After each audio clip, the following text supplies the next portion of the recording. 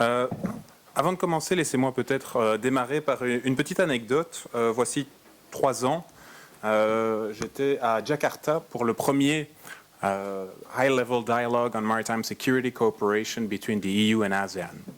À cette occasion, j'ai eu le culot ou la bêtise, c'est selon, de dire l'Europe n'est pas habituée à parler de questions de sécurité traditionnelles. Et tout le monde m'a regardé, beaucoup de partenaires asiatiques, avec un hochement de tête un peu complice, et beaucoup d'Européens scandalisés me regardaient, mais enfin, tout ça est so-called war. Voici 2 semaines, je suis retourné à Kuala Lumpur pour la 2e itération de ce même dialogue, dans un contexte donc marqué par la crise ukrainienne et ce genre de choses. Les choses ont eu une autre coloration, vous en doutez. Je suis vraiment ravi d'être ici et je remercie les organisateurs de me donner l'opportunité de partager mes vues en fait sur ce que je pense être une véritable opportunité pour l'Union européenne et ses membres constituants en ce qui concerne la stabilité en mer de Chine méridionale.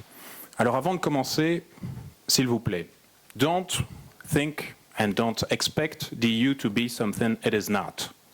N'attendez pas de l'Union européenne qu'elle envoie des navires sur place pour contrecarrer les plans chinois ou quoi que ce soit. Sur cette base, on peut avancer, on peut travailler. Et c'est ça que je vais vous dire en ce moment, donc pour les 13 minutes qui restent environ, en 4 points. Alors, avant tout, il est important, je pense, de rappeler de manière la plus schématique possible, parce que ça a déjà été traité, que la mer de Chine méridionale, la sécurité maritime dans la région, est aujourd'hui soumise à 4 dynamiques interconnectées qui en menacent la pérennité. La première, c'est l'assertivité de la politique chinoise dans la région. On en a parlé de manière très ciblée ou plus transversale. C'est une réalité.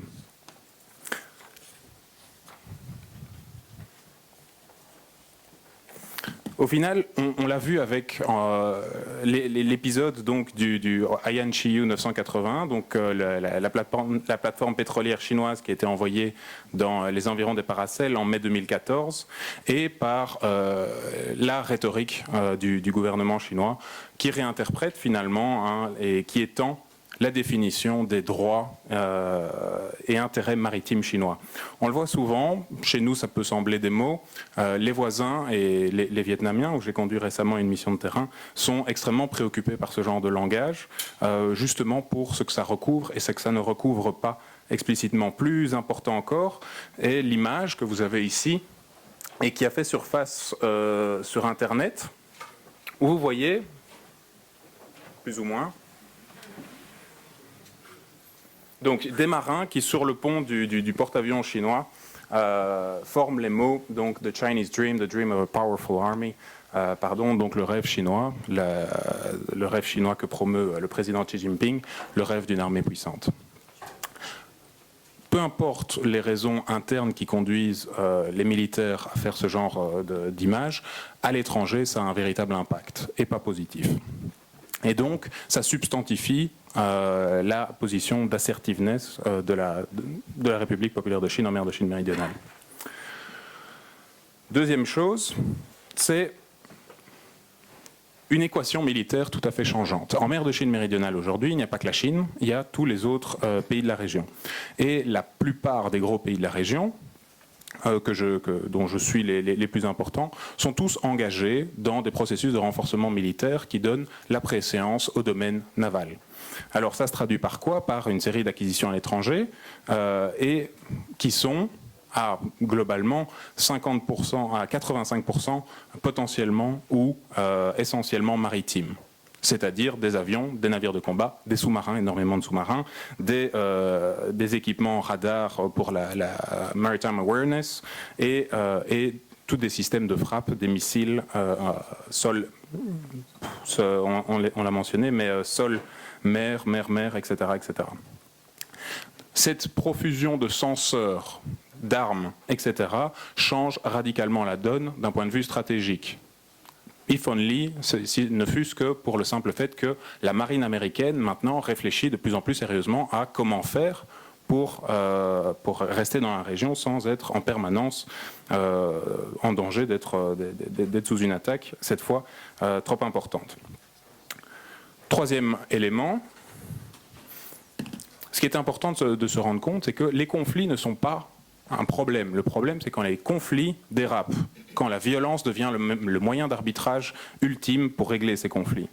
Et dans la mer de Chine méridionale, dont vous le savez bien, il n'y a pas d'OTAN, il n'y a pas de structure qui est suffisamment forte que pour vraiment contraindre les acteurs à ça.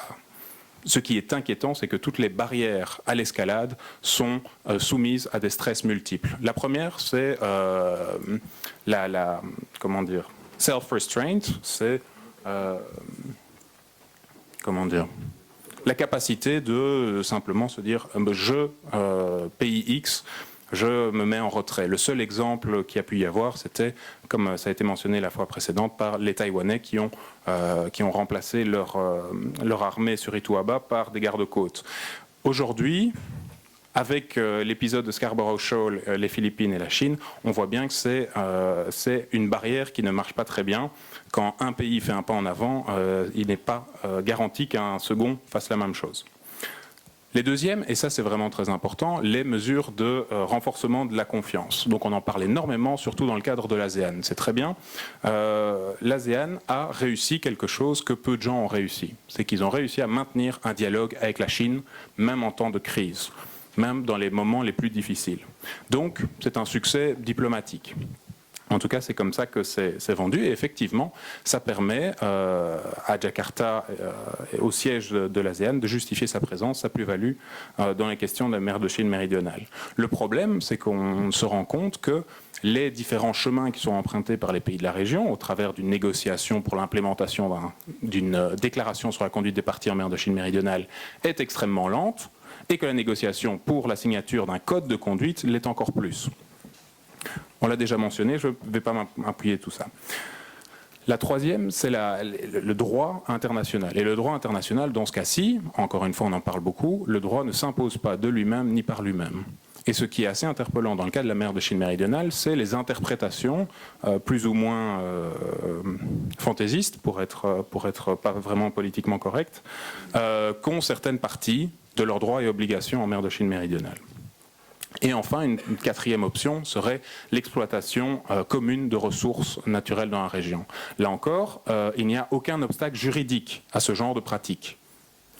Et pourtant, on voit qu'il y a effectivement d'énormes disparités entre les différents pays. La Malaisie exploite des hydrocarbures en mer de Chine méridionale depuis des années, avec très très peu de réactions de la part d'autres parties. Tandis que quand le Vietnam se propose de faire pareil, il y a d'énormes réactions. Donc il y a des disparités gigantesques. On le voit, aucun de ces mécanismes qui existent n'est garanti d'une stabilité pérenne en mer de Chine méridionale. Et enfin, quatrièmement, les rivalités entre grandes puissances s'y exercent avec une acuité de plus en plus importante. Et alors là, c'est la thèse de Richard Kaplan dans son livre Asia's Cauldron, dont je recommande la lecture à tous ceux qui s'alarmeraient donc du futur de la mer de Chine méridionale. Son argument est de dire, voilà, la mer de Chine méridionale est aujourd'hui ce que les Caraïbes étaient aux États-Unis au XIXe siècle. C'est l'espace maritime sur lequel la puissance montante doit consolider son contrôle pour pouvoir développer une puissance mondiale. Et son argument est que pour la Chine, c'est tout à fait ça. Et de précédents orateurs ont expliqué ça d'une manière plus technique qui est tout à fait en ligne avec ça. Où se place l'Union européenne par rapport à ça? Eh bien, tout d'abord, il a fallu le temps à l'Union européenne pour réaliser que c'était important pour elle. Je pense que je ne l'apprends pas à beaucoup d'entre vous, mais il y a encore quelques années, quand il y avait des sommets conjoints Europe-Asie, on déléguait bien souvent 1 ou 2 ou 3 ministres des Affaires étrangères, puis un ministre de l'Agriculture, et puis un secrétaire. On n'accordait pas énormément d'importance aux relations avec l'Asie en termes diplomatiques. Il y avait d'autres priorités.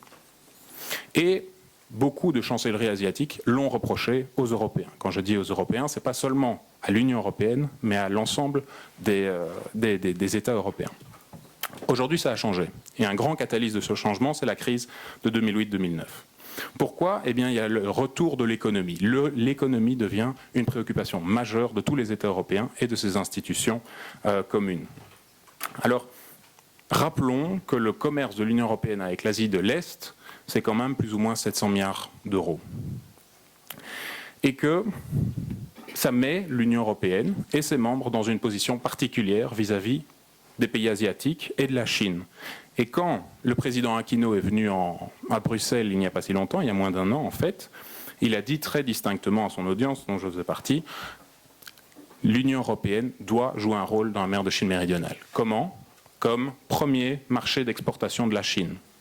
Bon, bien sûr, c'est le président Aquino des Philippines, et donc vous vous doutez, ce n'est pas un positionnement qui est venu comme surprise pour l'auditoire, mais ça avait au moins le mérite d'être extrêmement clair. Et de manière importante, évidemment, une énorme partie de la prospérité européenne dépend de la sécurité des Sea Lanes of Communication et en tout cas de la stabilité du domaine maritime en Asie, où se concentre de plus en plus donc la croissance du commerce et de portée sur la mer. Dans ce cadre-là, qu'a fait l'Union européenne ? Depuis 2003 et la publication de sa stratégie sur la sécurité et en 2008 son follow-up, l'Union européenne veut se donner un rôle à elle, donc en tant qu'Union européenne et pas Europe plus États membres.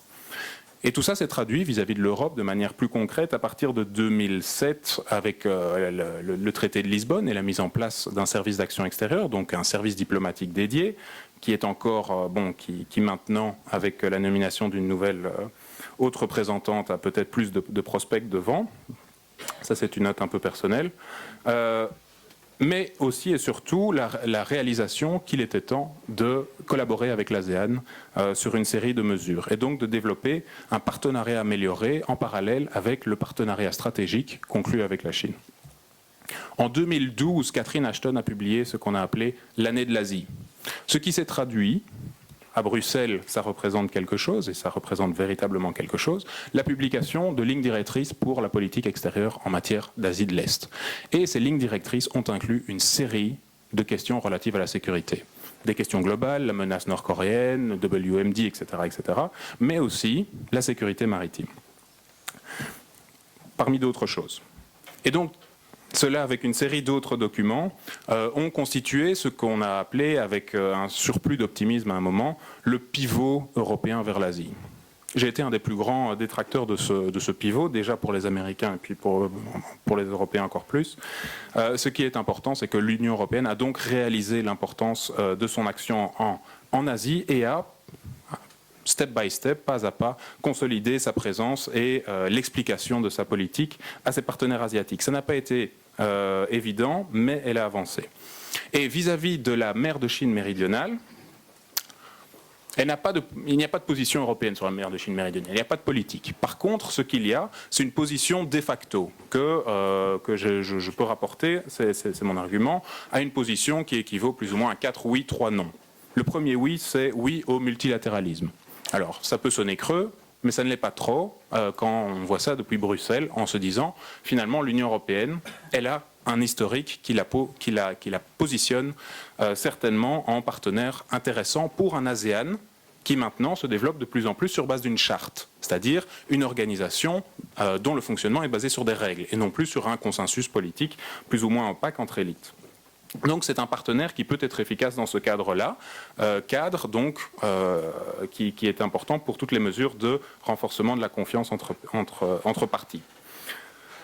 L'Union européenne a toujours dit oui, évidemment, aux solutions diplomatiques et pacifiques au conflit. Et ça, je n'ai pas besoin de l'expliquer des heures, mais elle a reçu le prix Nobel de la paix, justifié ou non, c'est comme pour Barack Obama, vous avez votre position chacun là, mais néanmoins, elle a encore une fois de quoi justifier de sa contribution. Un soutien à la médiation, là encore, soit en avant, soit en soutien à l'ASEAN, l'Union européenne a encore une fois des atouts à faire valoir, qu'elle a sensiblement valorisé au travers de son implication dans le processus de paix de Mindanao ou d'Aceh. Et enfin, et ça c'est très important, l'Union européenne et ses institutions ont toujours insisté, nous avons une expérience que nous pouvons partager. Alors cette expérience, elle est multiple et variée, mais on peut parler de la gestion des fisheries, donc des pêcheries, on peut parler des investissements en infrastructures, partenariats publics-privés dont il y a un centre d'excellence, on peut parler de multiples choses comme ça, et de sécurité maritime. La sécurité maritime, donc, vient maintenant de plus en plus comme la substance de la contribution possible européenne aux défis donc, de stabilité en mer de Chine méridionale. Et ce qui est intéressant pour les États de la région, c'est que l'Union européenne est différente des autres. Et elle est très différente des autres pour ces 4 oui, mais aussi et surtout pour ces 3 non. Et les 3 non, c'est non aux militaires, à la menace militaire. Donc ce n'est pas les États-Unis, on n'a pas les moyens de toute façon, mais on est capable quand même de peser dans l'équation par nos ventes d'armes, si on veut. C'est quand même des lois et régulations européennes qui gouvernent nos exportations. Deuxième chose, on ne veut pas un rôle majeur dans la région, comme d'autres acteurs. Donc l'Union européenne peut apporter quelque chose en appui. Ok. Et enfin, no naming and shaming. L'Union européenne, rappelons-le, a plus d'accords avec la Chine qu'avec tout autre pays de la région. C'est un partenariat stratégique. Donc pour l'Union européenne, il n'y a pas lieu de mettre la Chine sur un endroit particulier, ce qui la rapproche naturellement de l'ASEAN sur ces questions. ASEAN en tant qu'institution, pas forcément tous ces États membres. Et donc, globalement, pour gérer toutes ces disputes en mer de Chine méridionale, la contribution européenne peut se trouver à 2 niveaux. Général, dans les normes, parce qu'au final, il n'y a pas que les navires qui vont gérer ça, il y a l'interprétation du droit international, il y a l'expérience en matière de gestion et de construction d'un régime, et là, l'expérience, je vais juste mettre ça sur la table aujourd'hui, mais l'expérience des Allemands avec les Hollandais qui ont conclu un accord sur la délimitation de leurs frontières dans l'estuaire de l'Elms, est là pour rappeler qu'on a vraiment une expérience.